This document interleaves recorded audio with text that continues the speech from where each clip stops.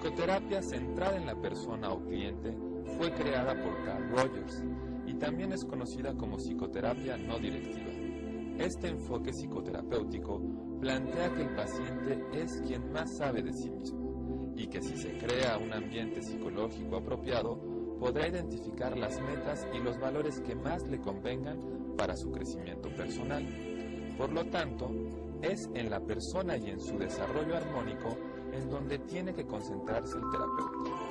Rogers concibe al proceso terapéutico como una relación muy estructurada y permisiva, que permite al paciente una comprensión de sí mismo tal que le lleve a emprender acciones positivas.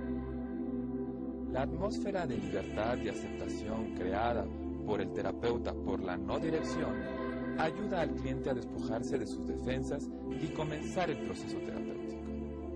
Es en este contexto donde cobran especial importancia las 3 actitudes básicas del terapeuta en el marco del enfoque centrado en la persona.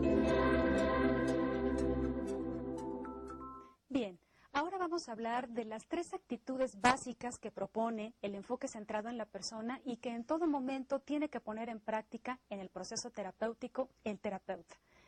La empatía, la congruencia y la aceptación positiva incondicional. Vamos a ver a qué se refieren cada una de ellas. En primer lugar, vamos a hablar de la empatía. La empatía consiste en ponerse en el lugar del otro, consiste en ponerse en los zapatos del otro.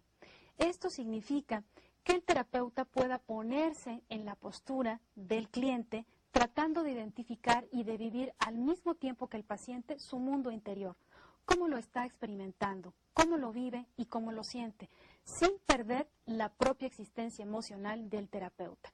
Esto es, la empatía significa entonces que voy a tratar de ponerme en la experiencia del otro sin perder la mía propia. Claro, en el espacio terapéutico, el punto central y a quien estamos escuchando es justamente al cliente. Significa intentar percibir el mundo interno del cliente tal y como él lo experimenta, tal y como lo vive. Una segunda actitud importante es la congruencia. La congruencia va a implicar que el terapeuta sea el mismo, que sea auténtico, que sea congruente. ¿Qué significa esto? Significa que el terapeuta pueda expresar lo que verdaderamente piensa, lo que verdaderamente siente, es estar abierto a la experiencia de la persona que va a la consulta sin bloqueos ni distorsiones negadoras que en un momento dado pueden formar parte más bien del propio terapeuta. Es de esta manera, vuelvo a insistir, estar en esta actitud de apertura y de aceptación para con el cliente. Y esto se introyecta por parte del cliente y de esta manera al percibir que el terapeuta es congruente, entonces el propio cliente va a ser también congruente. Y finalmente tenemos una tercera actitud que es la aceptación positiva incondicional, muy importante.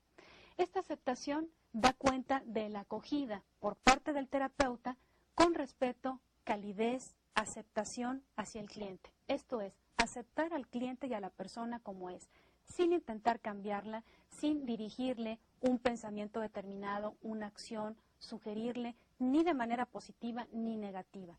Es simplemente aceptarle como es, lo cual va a favorecer algo importantísimo, la autoestima de la persona.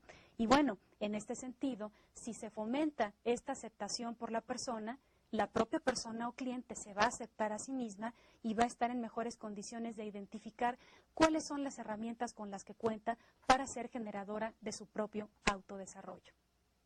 A manera de conclusión, algo muy importante es hacer mención, y esto es un dato contundente, que si se ponen en práctica estas 3 actitudes básicas a lo largo del proceso terapéutico, el cliente va a sentirse acompañado, va a confiar, ya que no se va a sentir ni juzgado ni evaluado, empezando a darse cuenta entonces de su propia autorresponsabilidad para con su bienestar.